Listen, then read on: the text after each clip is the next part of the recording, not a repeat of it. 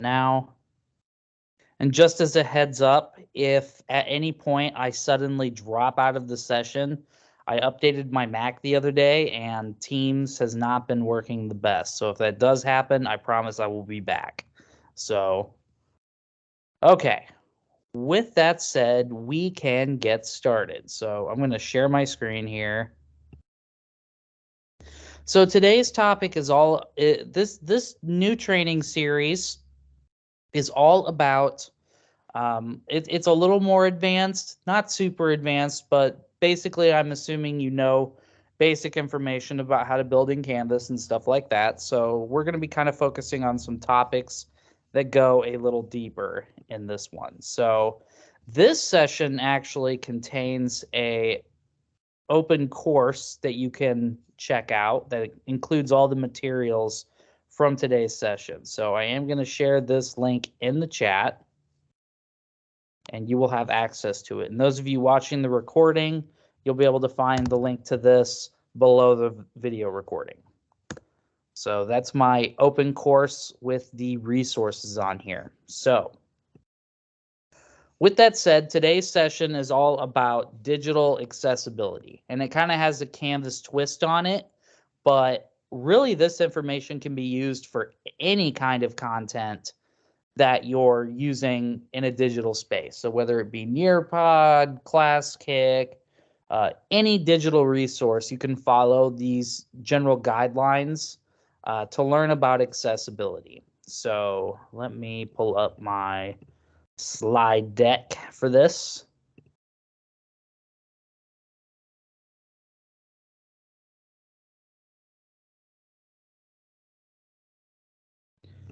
Go from the beginning. So that's just my basic information. Most of you know who I am. Tyler Shaban, secondary instructional technology trainer. Not even secondary anymore. I do elementary and secondary now, but I haven't changed that. And today's presentation has three parts to it. So why worry about accessibility? What should I look for when I assess digital content for accessibility? And how can I make my digital content more accessible? So really that's the main two things we're going to focus on today is what should I look for? How can I make my digital content more accessible? So a couple disclaimers that I like to throw out there. First of all, I'm not a lawyer, so sometimes people ask me legal questions about accessibility. I really don't know a whole lot about that. I know there's some laws surrounding digital accessibility, but I think most people really focus on digital accessibility in K-12 education at least, because it helps all of your students access everything. So whether your student has a screen reader, some sort of, or they need to have things read aloud to them via their iPads or anything really, any reason why somebody would need some sort of accessibility accommodation in their content. We just want to provide that to them because A, it makes it easier for them, and B, it helps students whether or not they have accessibility needs or not. So that's kind of what I like to focus on. And then number two, I am not perfect despite what most people who know me think. So every time I do this training at schools or at conferences, I always have somebody point something out to me that has changed or maybe something that I didn't think of, and that's totally okay. I actually welcome it because it allows me to keep learning this topic too. And then finally, accessibility guidelines do get edited from time to time, so I am always learning right along with you. But I am just going to share with you what I do know. So, okay, gonna go to the next slide. There we go. We're going to skip that question just for time's sake. This is going to be a bit of a shorter version of it. So first of all, why accessibility? The main reason that I like to focus on making sure that digital content is accessible is because all students can benefit from making a course accessible. So for example, I myself I did not, when I was in school, have an IEP for needing captions on videos or anything like that. However, I do really benefit from them, and I pretty much watch everything at work with captions going. So That's why I like them. I like them. They just make it easier for me. I don't necessarily need them. I can get by without them, but they help me out. And so that's one example of something that you can do to make your stuff more accessible that benefits everybody, not just students that actually need, those accessibility requirements. Then I put some stuff in here about accessibility laws. This is mostly for my conference presentations, but there's some like ADA stuff. Some terms that I'm going to be using today, I kind of already alluded to this, but accessible means a person with a disability is afforded the opportunity to acquire the same information, engage in the same interactions, and enjoy the same services as a person without a disability in an equally effective and equally integrated manner with substantially equivalent ease of use. So basically, long story short, accessible means everybody can access it, even if they have some sort of disability that might normally allow them not to be able to. Come on, click forward. There it goes. An accommodation is an auxiliary aid or service. Basically, it's something that you put into your digital content to make it accessible to your students. So like captions, for example, would be an accommodation. And then I also allude to Universal Design for Learning, which is a research-based set of principles to guide the design of learning environments that are accessible and effective for all. I'm sure you've all at least heard of Universal Design for Learning. I know people in the curriculum department like to push that. Basically, it's just designing your stuff from the beginning with accessibility in mind, which is why I actually started this training series with this particular training, because as people are beginning to build in Canvas, it's good to keep this stuff in mind as you're building it. Okay, we'll skip that part. So before we jump into like an example of an unaccessible page, I did want to do one more disclaimer. And basically the disclaimer is you're going to get a lot of information from the resource that I'm going to give you today. Just keep in mind that nobody's ever going to be 100% perfect. People will see all this stuff that they can do and all this stuff to check, and they might be thinking, oh my gosh, my stuff is super unaccessible or whatever. Nobody's going to be able to do it all at once. So, what I recommend to you today while you're observing this is maybe identify one thing that you want to really focus on this semester when building content, and focus on that, or maybe fix that in content that you already have. And then as you go, you can slowly update your stuff. So that's what I do with even this PowerPoint. I've had to update it a couple of times because, just trying to achieve more accessibility in my stuff as I go. Okay, so with that said, I'm going to pause real quick just to see, are there any questions before we move on to like an example page here?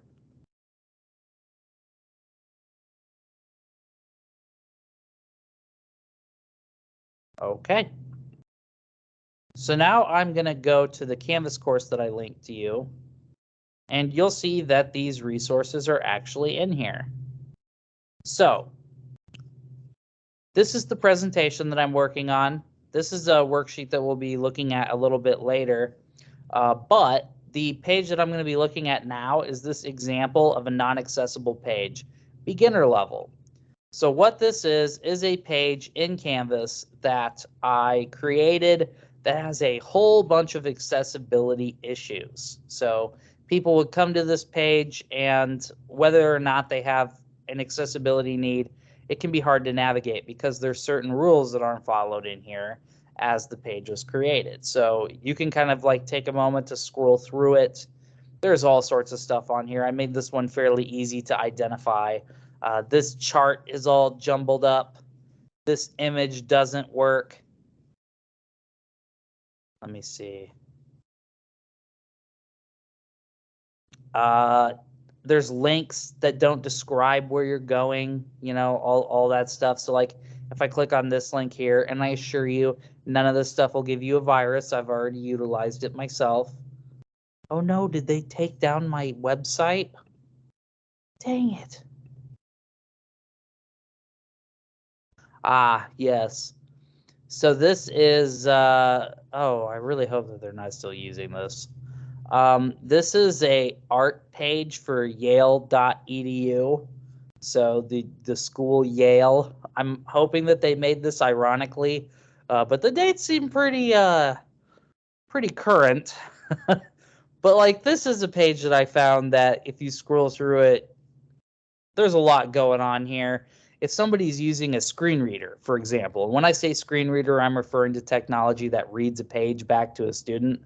I can't even imagine what this screen reader would sound like because there's just kind of stuff all over the place. So sorry, Yale, if you ever see this, but I am making fun of your page.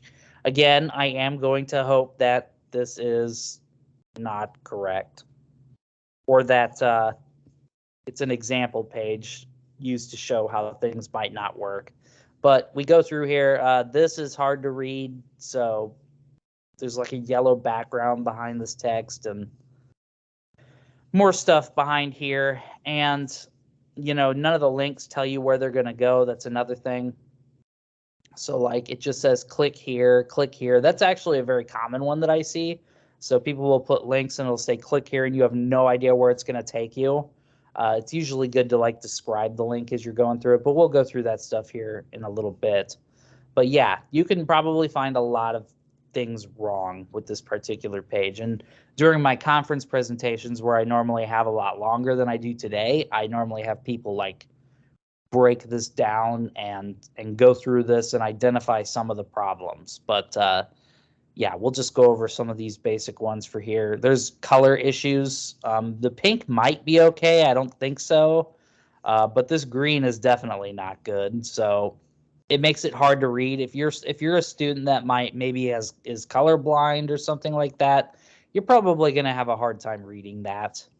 So yeah, there's all sorts of stuff that are kind of wrong on here.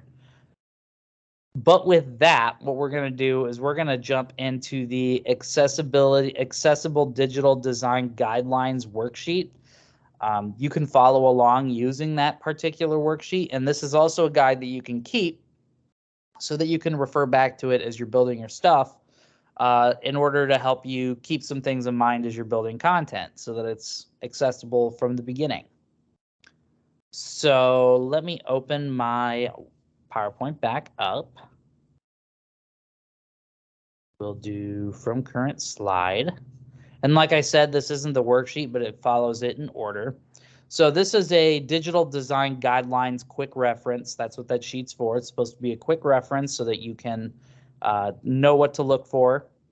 So for starters, we got audio and video. This I tend to find people know pretty well, but it's just providing captions and transcripts whenever possible when you're sharing a video. YouTube does have auto captions, and I put in here that it's not good enough. What that means is legally it's not good enough. So like if you have a student that requires captions in their IEP, YouTube auto-generated captions aren't considered accurate enough to meet that qualification. So just kind of be careful if you have that need. But like I tell people, it's never going to hurt, to use a YouTube video that has captions. It'll never hurt. It might not legally cover you in an IEP situation or something like that, but it's better than nothing. So but yeah, captions, transcriptions for better. And then I always tell people this, captions are better than transcripts. A transcript, if you're unfamiliar, is when you provide a document that goes with a video, and basically it tells you what the video says. And it's like reading a script, basically, for the video. Whenever possible, captions are the better option, but because it's more accessible to more people, but transcripts are better than nothing.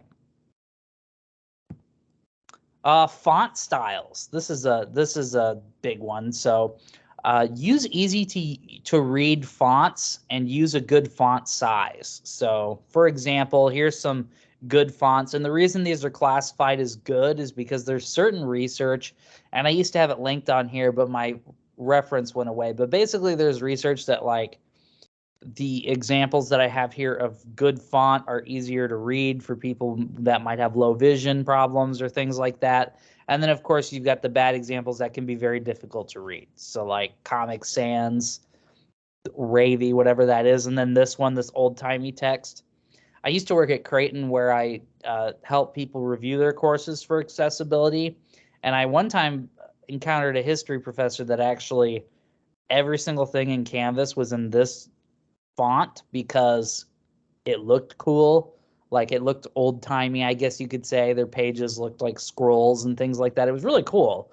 But the problem is it wouldn't pass the accessibility review we had there because of that text. So it might look cool, but sometimes you just got to go with the good examples. So this PowerPoint uses Arial font, by the way. So colors. A lot of people tend to know this, but basically ensure good color contrast. If you have there's good examples of color contrast here, and then there's bad examples. And here at the very last thing I'll show you, there is a tool built into Canvas to help you determine your color contrast. That just makes it easier for people to read, basically. Like you don't even have to have, any sort of issue with vision, and it would be very hard to read this, for example. And then the other thing that I put is color should not convey meaning. And what that means is if you're like trying to highlight something important in your digital content, a lot of people will like make the text red or something like that. What that means is you can still use color, but it shouldn't be the only thing that's indicating it's important. And the reason for that is somebody that maybe is colorblind or something, they might not be able to tell that that text is being highlighted. So usually what I tell people to do to get around this is you can still use color to like highlight important text, like make something red, but then also bold the text. So for example, if I wanted to make this stand out and be important, I would make it red and I would also bold it. And then that covers me. So if I have a student that maybe, can't see the color that I've chosen, they'll be able to still distinguish it because it'll stand out as bold. And then additionally, if something's reading the page back to the student, having it be bolded also will help notify the reader that that's important information as well. So you can still use color, just also bold the text is a good rule of thumb when trying to make something stand out. There's built-in section headings in Canvas. Usually they advise going in order with those. So like the very top heading of your page should be like heading level 2. Heading level 3 should be the next one down, and going in order. And the reason for that is if something's reading the page back, those heading levels are built in to help that reader make sense of the text and how it's organized. And I know I'm kind of going through these a little fast, but you do have that guide, and you'll always have me for questions as well. Images, so providing alt text for an image. You might notice if you ever try to add an image to Canvas, this little thing pops up. And what that does is it asks you to put an alt text, which is basically a description for the image that's there. And the reason for that is if somebody, cannot see or something like that, and they have something reading the page to them, it'll tell them what the image is as it's reading the page.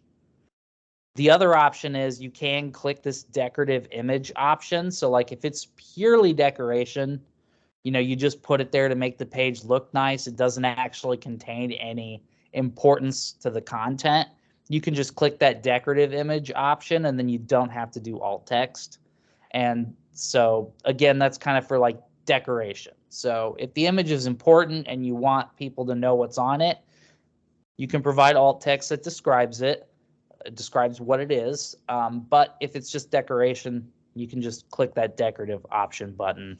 I use decorative option all the time because I like to spice up my pages, but occasionally I'll use an image with something that should be alt text. For example, I would probably alt text this if I could.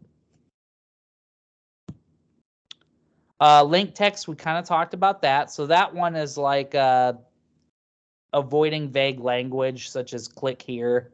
You want people to know where they're going, but then also sometimes people will just copy and paste the links. Like I did that in our Teams chat today when I copied and pasted the link to the Canvas course that goes with this. I just pasted it directly in there. And I think Teams might have adjusted it to just the title of the Canvas course, but like just copying the link off the top of the page and pasting that, if you can avoid that, that's a good practice generally, just because if somebody's having the page read to them, it'll read that entire link. So for example, if I were to copy this and paste it on a page, the reader would go like https://omahaps/my.sharepoint.com, and it's just going to read that entire thing. And I've heard feedback from people that use screen readers or something to read the screen to them that it gets very annoying having to listen to all of that be read back to them. Whereas if I were to send it to them like with a title, it would just be like, this is the PowerPoint for the accessibility digital content presentation, and then they would know what that was. So, and they wouldn't have to listen to this whole thing. So, just something to keep in mind there. From current slide, okay. Table captions. Most people already know this, but like putting headings on tables and stuff. There's documents. So a lot of people use documents in their Canvas courses, which is great. There is a way to tell whether or not the document is accessible. So sometimes people will add a document by like taking a picture of it and sending it. The way to tell if a document is accessible or not is to try clicking, oops, and I was clicking on the screen, of course, is to try clicking on the text. And if you can highlight the individual text in the image, that means that it's accessible. But like for this one, when I click on it and I try to highlight the text, nothing happens. And the reason for that is because that text is just a picture. So if something were reading this PowerPoint to me, it wouldn't be able to tell what that document actually says. Fortunately, since I made this presentation, it came out like this fall, you can now take pictures using the camera on your iPad, and it does come accessible. So it used to be a rule of thumb that if you take a picture of a document, it's not going to be accessible. However, with the recent iPad changes where you can take a picture with your iPad camera, you can highlight that text now. So that might no longer be an issue. So, but that's kind of the rule of thumb. If you use documents or scans or anything in your Canvas course, if you can't highlight the text, if somebody's having their page read to them, they're not going to be able to know what it says. But if you can highlight the text, that's a good indicator that it can be read back. So with that, that was kind of my crash course on what to look for accessibility-wise. And with that, I'll kind of pause and see, does anybody have any questions about any of that?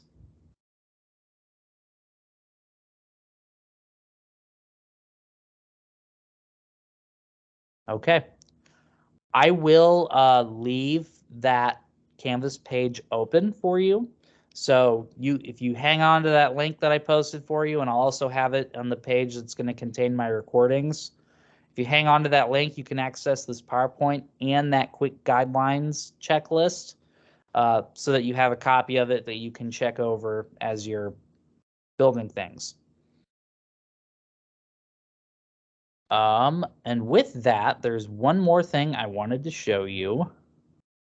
And that is one of the really cool accessibility features that's built into Canvas. So let's go here. I'm going to go to my unaccessible page here. So this is my advanced level. The previous example that I provided of a unaccessible page, that was a pretty extreme example. I very rarely in real life seen somebody with a page that had that many issues. This is more likely what you would normally encounter because people are trying their best. They're, doing things to make their pages as accessible as possible, which is great. But sometimes they miss something. So this is a page that has a couple of hidden items. So let's say I built this page in Canvas and I hit edit. So let's say I'm working on this for my students. So this particular tool isn't going to catch everything. Oh my gosh, it's not identifying any of my issues. Oh, that's right. The last time I did this, I fixed the page already. I'm going to go to my other one. I don't think I fixed that one. So let's hit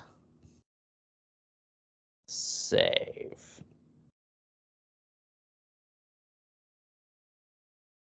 No, stop it. Okay. So let's go back to the beginner page and then I hit edit. So let's say I'm working on this page. What you can look for in Canvas while you're building is this little guy down here. So this is actually called the accessibility checker, and that's built into Canvas. It makes it very easy to find a lot of accessibility issues that might be going on a course page. So if I click on that little guy, what it does is it pops up a description of what the issue is and then gives you a real quick and easy way to fix it. So, for example, it's telling me this pink isn't contrasted enough. It needs to be darker. So what I can do is I can click and drag this, and once I have it to where it's dark enough, I can hit apply, and it changes the color for me. So that immediately made that text accessible. Down here, it's telling me that I should format these items as a list. So I've got the star, star, star there. I want to use the actual built-in list on the Canvas page. So if I click that, we'll notice that it adjusted my stuff to a list automatically, which is really awesome. So if I hit apply, it saves it. Another color issue, just going to darken that. Another list issue, so I can hit format as a list and hit apply. Format as a list. It got confused because one of these was already a dot. More color. Let's see if we got some different ones that are in here. There's a lot of color issues. If I come down here, it tells me that my alt text doesn't work. It just says flashing 200.gif. So I can add alt text to describe what the image is. Now the image in this case is actually broken, and it doesn't recognize that. But if it were an image and I didn't put alt text on it, it would tell me. I could type it in and hit apply. More color. Another caption thing. So I have a table down here, but there's no header on it or a caption. I could type that in. Let's just say it's that. And hit apply, and that will add the caption to my table, which is really nice. And yeah, there's just a bunch of different accessibility stuff in here. This one's telling me to change my header scope, more color. And so this is the general tool that I use. It doesn't catch everything, don't get me wrong, but it makes a big difference because it does catch a lot. One of the common things that it doesn't catch is the links. So for example, like this click here now, it didn't catch that because as long as the link works, Canvas thinks it's okay. So I would want to describe what that is though by doing my course checklist. So it doesn't catch things like that, but other than that, it pretty much, it catches a lot of stuff. So just even running that through your page, that alone will make your stuff a lot more accessible without a whole lot of work. We can see that I have 10 that I skipped, but eventually that would go away if I had no accessibility issues on my page. So really cool built-in tool. I highly recommend you utilize that. And I'm going to cancel. I do not want to fix this page and save it because then I won't have as much to show the next time. And with that, I am going to stop sharing my screen and see, are there any final questions before I release you for today? Oh, I see there's a question in the chat. Can we share accessible digital design worksheet? Yes, you absolutely can. So on that Canvas page, you can download that document and you can share that out. Additionally, I will have it with the link to this training in case they want additional explanation with it as well. And on the global announcement that announces training, the link to the recordings is at the bottom of that. So definitely feel free to share it. Let people know. And it's not like some like definitive district-wide thing, by the way. It's literally just a guide that I made to help teachers out. So it's not like official business or nothing. It's just my quick guide. These are things I look for when I'm trying to make my stuff accessible. So, okay, any other questions?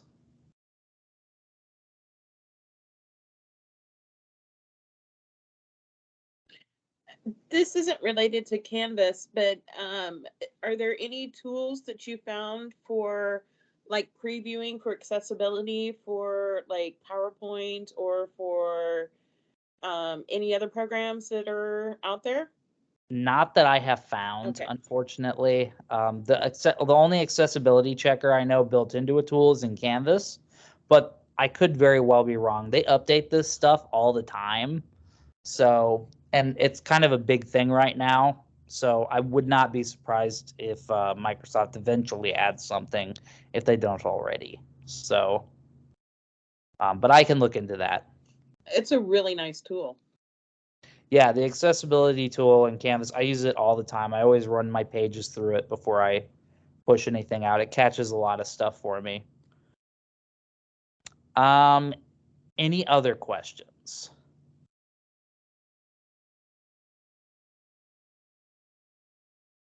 Okay, I'll leave that Canvas page open for the foreseeable future. Feel free to download, share the documents, and I will also have a link to this course underneath the recording once I get that posted tomorrow. So if there's no other questions, I am going to stop the recording and you are all free to go.